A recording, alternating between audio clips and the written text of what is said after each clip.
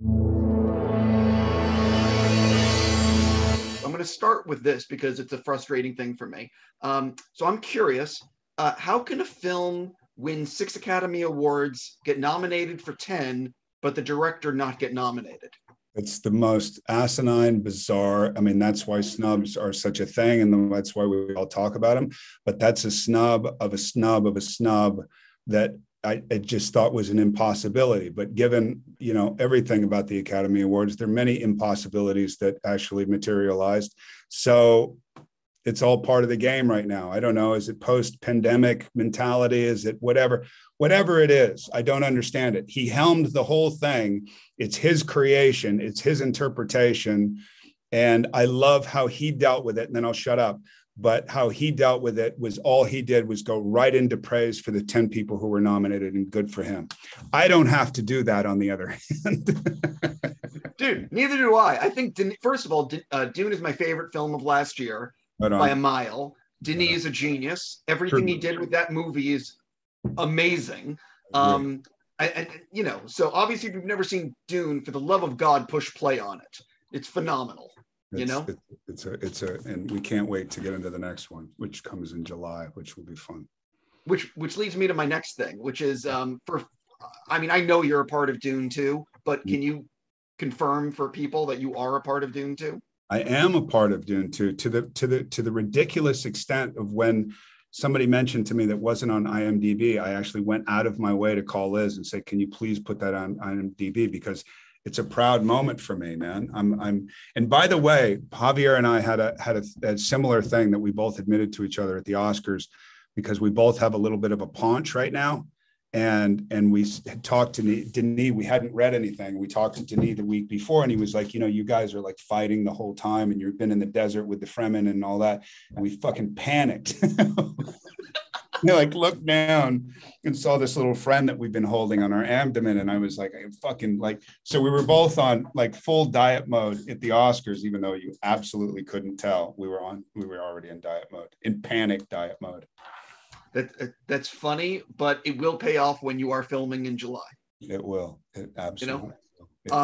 If someone has actually never seen anything that you've done before, what is the first thing you want them watching, and why? Wow, these are good questions, dude. Why? How many films do I have that I can say? 3? I'll give you 2 or 3. 2 or 3. I would say Flirting with Disaster. I would say No Country. And I would say, God, what after that? No Country. I don't know what after that, but and why what I would intend to do is create enough diversity that they felt like I had a talent to play different characters. What is the most you've ever prepared for a role? Like we're talking, I'll stay with that. W. I actually got so stressed out, I got Bell's palsy, and we had to postpone production for 6 weeks. Okay.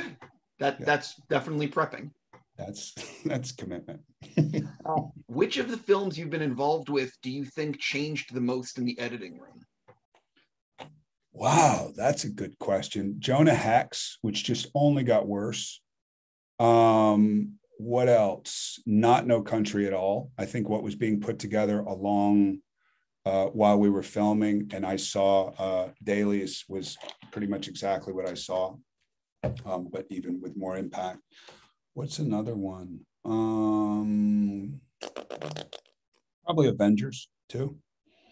Your intention and your experiment while you're doing it, and then what they came up with was surprising to me. I thought very effective, but surprising. Speaking of Marvel, have you spoken to Feige about Cable now that Deadpool 3 has been announced? No.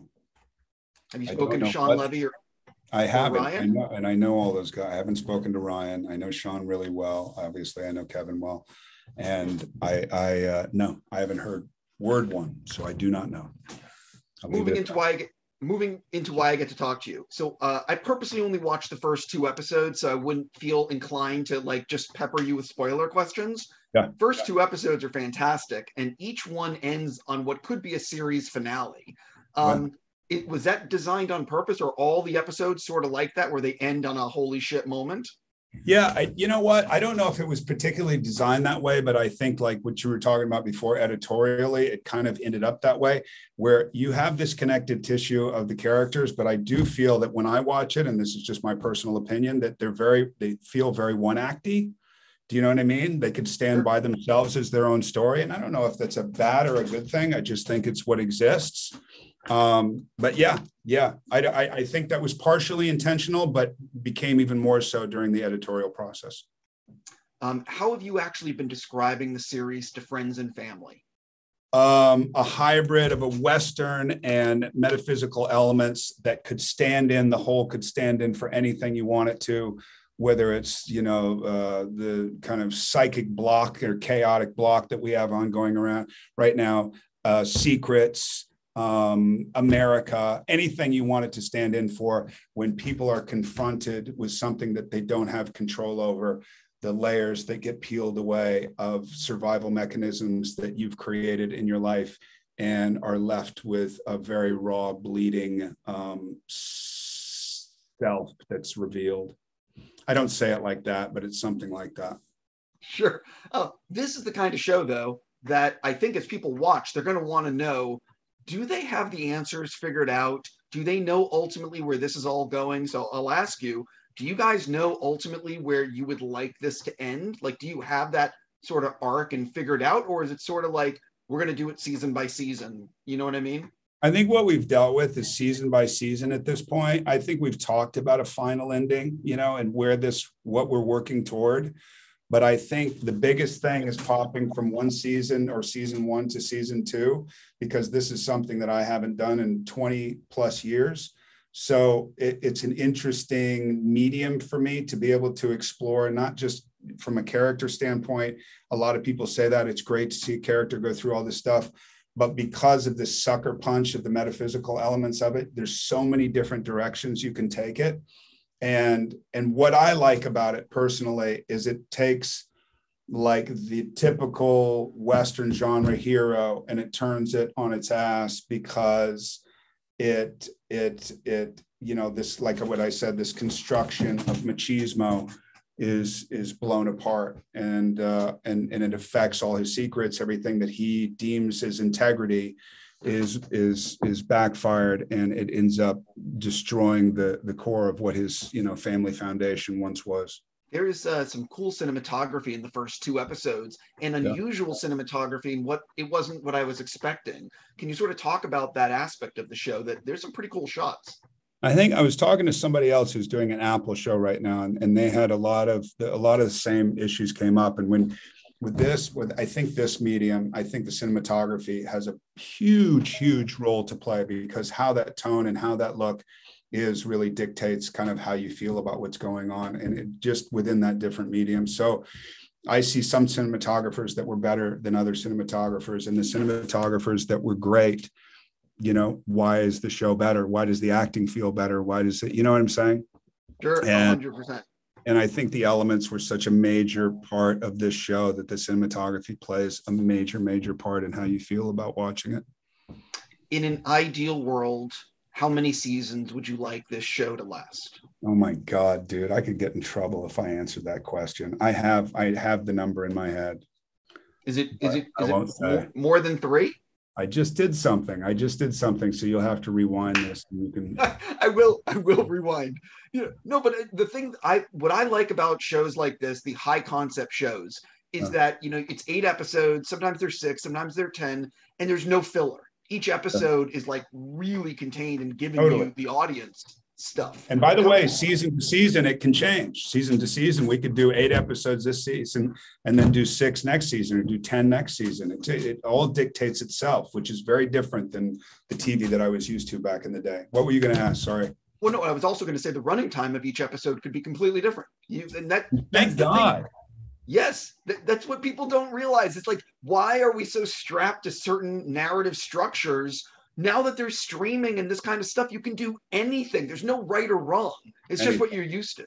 And I do think that navigating through this new medium, people are having I mean, it's a learning process, and I don't think we've learned it yet. And I think it's so new to us because back when, like you were talking about network TV and all that, you had to, it's like advertising has to go here. So so an hour-long show has to be exactly 48 minutes or whatever that was. And now you're not dictated in that way anymore, which is great because it also is more pressure because there's no reason for it to be bad, other than a bad version of storytelling.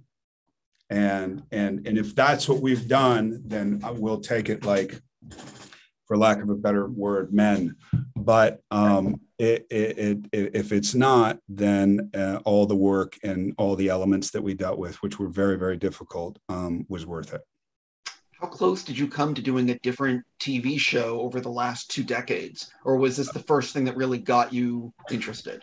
No, there was one show, I won't say what it is because I know who's doing it, and he's going to be great. But there was one show I was interested in. It was the subject matter that I thought was unsustaining for me personally. I was like, I don't know if I want to talk about this. If this goes more than one season, I don't know if I want to talk about this for years to come. This thing is sustaining to me because I brought back a lot of things for me. It brought back reading Ray Bradbury and Isaac Asimov when I was a kid, and that was totally inspiring, kind of broke open my whole world outside of ranch life. And then, it was my good friend, Sam Shepard. And after Sam passed, a lot of times I would do this anyway, even when he was alive, I'd go back to his early stuff. And there was a great kind of marriage between the supernatural and the Western genre. And I always found that really fascinating. So I hearken back to that because that was always inspiring to me. And I loved exploring the idea of exploring that. So there were personal reasons too, man, that I have to look at and say, because I know me, if I have disinterest, that's just not a good thing. It's not a good thing for me. It's not a good thing for anybody. And I make sure that that's the case with every job I do. But it was particularly with this because we know I have no control of how long it will last. I mean, if this went season after season after season after season, like, what about it? Well, we're out on a 10,000 acre ranch in Santa Fe, New Mexico. I could think of worse things to do. Yes. For people that watch the first 2 episodes, what do you want to tease about the series for, like, what's to come? Or is it one of these things where you would rather sort of people, you know what I mean? Like, how much do you want people to know? You know what? I think I'll say this, and I wouldn't say this if I didn't believe it, which I think you know about me, is a lot of series you'll see the first 2, and the first 2 are great. And then you continue to watch it and it kind of slips off a little bit. What I believe about this series is it continually gets better. And to me, 7 and 8 are great. They're like, if I can say there's 2 episodes that are the best episodes in this show, it's 7 and 8. I think the show progressively gets better and more interesting and finds itself more as a tone that was being dictated to us that we finally adhered to. But, and then once you go into a second season, if you do go into a second season, then you're in a different place. You're like, okay, we know what this is now. But I truly think that this was an experiment that was a really fun playground of behavior that people will find dynamic regardless. That's my last question, even though I think that I'm supposed to wrap already. But what you just touched on it a little bit. One of the things that I've spoken to so many showrunners and actors and directors is that the first season of any show, you're figuring out the infrastructure, who the characters really are, how to make it, how many days, like what it really takes to make the series. What did you learn making this season that you will absolutely take with you to season 2 to make season 2 even better? I honestly, man, I think that there are moments. The difference between making this series and making most movies in the last 15 years is what I've learned in making those movies. It's people who are really good at what they do strangely have a lack of pretense. And they're more interested in the storytelling and the skill and the manifesting of the story and the way that they see it. And so if there's any kind of verve or anger or frustration that goes into it, it's going into the right places, trying to get the right result, and whatever that means. And I think that in this medium, there's a lot there. We don't, like I say, we don't know if we should use filmmakers or if we should use skilled TV people from the networks, or that, like, who has the best version of how to do this medium. And I think that there was some of that during this shoot where people who weren't necessarily right for that, that category of filmmaking, that was a learning process, and that was kind of a shuffling that would go on. And that was, as a producer, that was a very difficult thing to do. And then just keeping up morale because of the elements of being in, working nights in 8-degree weather and then working in 106-degree weather 3 months later during the day. So I'm more used to that, I think, than most people. And did you say something? No, I was listening to you. No, that I'm more used to that than most people, but I think that keeping up morale was an important element throughout this, because it was a hard shoot. It was a hard shoot. Everybody knows it was a hard shoot. Yeah, I can only imagine. On that note, I got to go. I'm just going to say I'm looking forward to seeing this in a certain future movie. Right on. All right, let me see. This might have been worn on purpose. That's great. That's freaking awesome. Little sandworm, but totally, fully. I see it. Anyway, listen, man. I wish you nothing but the best, and thank you so much for your time. I'll see you soon, brother.